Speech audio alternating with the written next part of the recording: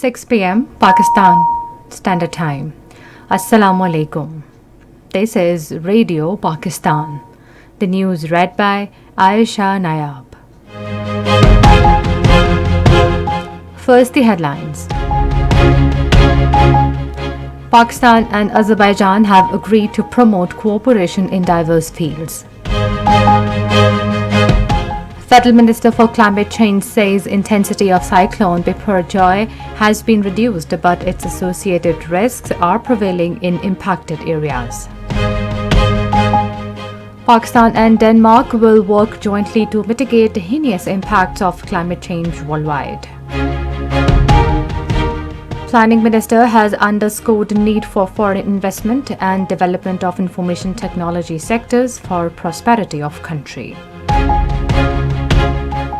The ambassador of Turkey to Pakistan inaugurated Pete's cardiology ward at the Peshawar Institute of Cardiology today.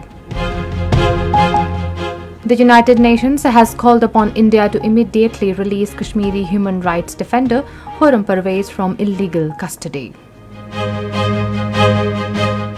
And now the news in detail. Pakistan and Azerbaijan have agreed to enhance bilateral trade and promote cooperation in different areas, including energy and defense. This came at a meeting between Prime Minister Shehbaz Sharif and President of Azerbaijan Ilham Aliyev in Baku today.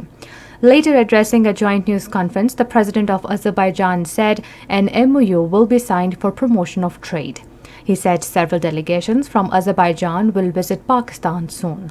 Ilham Aliyev said the number of flights between the capitals of the two countries will also be increased. He hoped to see more students from Pakistan studying in educational institutes of Azerbaijan. He said that Azeri youth who studied from Pakistan are greatly contributing in development of his country. Ilham Aliyev said that both the sides have also discussed cooperation in defense and agreed to enhance the number of military exercises. He said a strong military capability is a guarantor for independence and territorial integrity. In his remarks on the occasion, Prime Minister Shehbaz Sharif said there is complete unanimity of views between the two sides on all bilateral and multilateral issues. He said Pakistan and Azerbaijan are two brotherly countries and this relationship is based on mutual trust, respect and sincerity of purpose. The Prime Minister said there is great scope of cooperation between the two countries in the field of energy and petroleum products. Earlier, Prime Minister Shehbaz Sharif arrived at Presidential Zulkuba Palace at Baku in Azerbaijan today. President of Azerbaijan Ilham Aliyev received the Prime Minister and accorded a warm welcome at his arrival in the palace. Prime Minister Shehbaz Sharif and President of Azerbaijan Ilham Aliyev also inspected Guard of Honor at the Presidential Palace. Federal Minister for Climate Change Senator Shiri Rahman says intensity of cyclone Biparjoy has been reduced, but its density prevailed due to emerging weather conditions posing a potent threat to the vulnerable communities. Briefing media about latest situation of Biparjoy cyclone in Islamabad today, she said the cyclone's direction had changed from Karachi, but its associated risks were prevailing in the impacted areas. Shir Rahman said that landfall of a Biparjoy cyclone at the Pakistani coastal belt has been slowed down and now it would hit Kitty Bandari area of Sindh province at midnight tonight. The very severe cyclonic storm Biparjoy over northeast Arabian Sea had moved over northeastward Arabian Sea during last 6 hours and now lies at a distance of about 243 kilometers south of Karachi, 273 kilometers south Thatta and 174 kilometers southwest of Katibandar.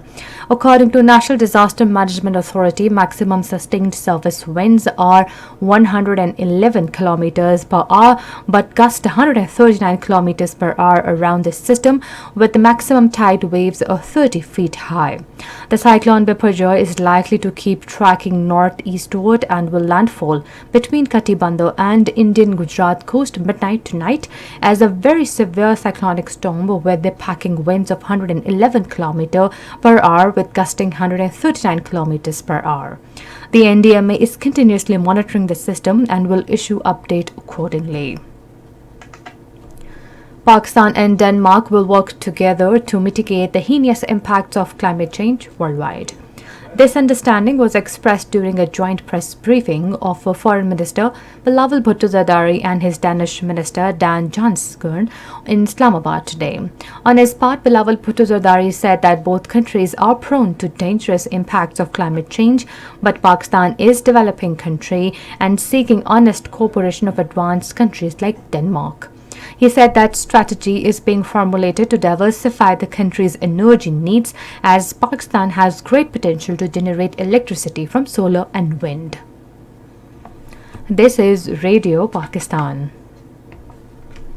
Minister for Planning Ahsan Iqbal has urged foreign investors to invest in the country as government is providing conducive environment.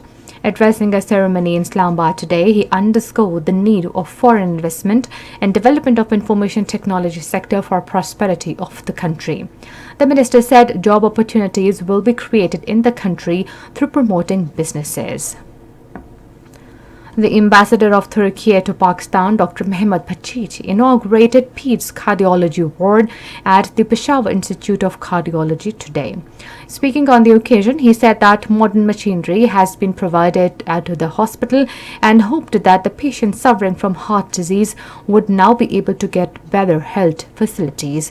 He said that Turkish government is cooperating with Pakistan in health, education and other sectors.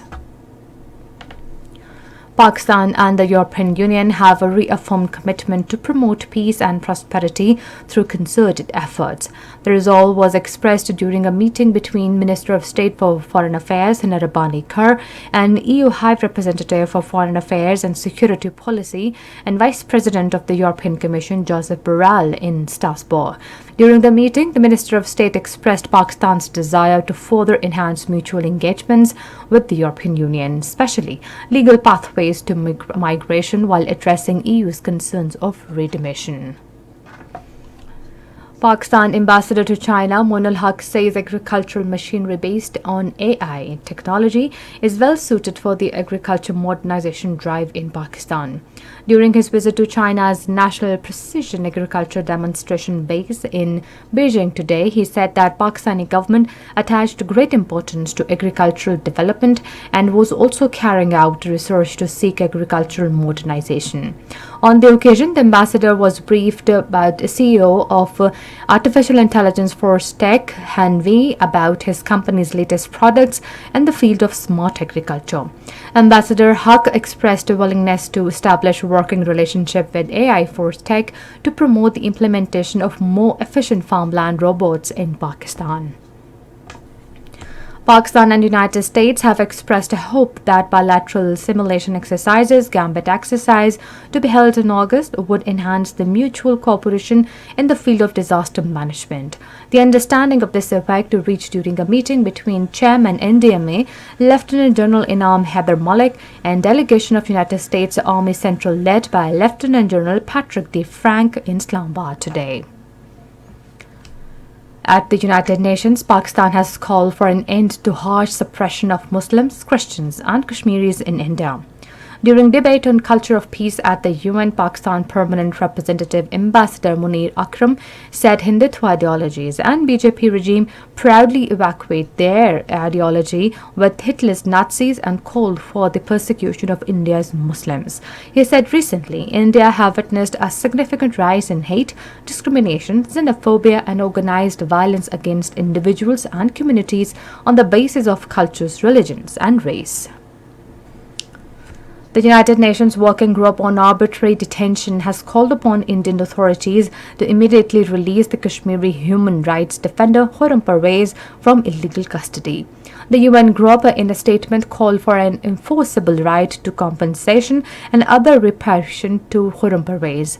The group found that Parvez's deprivation of liberty is in contravention of the Universal Declaration of Human Rights and the International Covenant on Civil and Political Rights. Meanwhile, illegally detained senior APHC leader Naeem Ahmed Khan, in a message released in Srinagar, voiced his grave concern over the continued bloodshed and rising human rights violations in occupied Jammu and Kashmir. Saudi Arabia's Foreign Minister Prince Faisal bin Farhan will visit the Iranian capital Tehran on Saturday. According to an Iranian state-affiliated news agency Tasneem, Faisal Prince will meet and hold talks with Iranian officials during this visit. And finally, the weather report. Dust thunderstorm, rain with isolated heavy falls and hailstorm is likely in Sindh, northeast Balochistan, northeast and south Punjab, Kashmir, Islamabad, Gilgit-Baltistan and Khyber Pakhtunkhwa during the next 12 hours. Intense dust storm, thunderstorm and rain heavy to very heavy scattered rain, while extremely heavy at times is expected in lower Sindh. Dust storm raising winds are likely over plain areas of the country. And that is the end of the news. For more news and analysis, log on to our website radio.gov.pk and also watch live video streaming of our bulletin on the link facebook.com/Radio Pakistan News Official.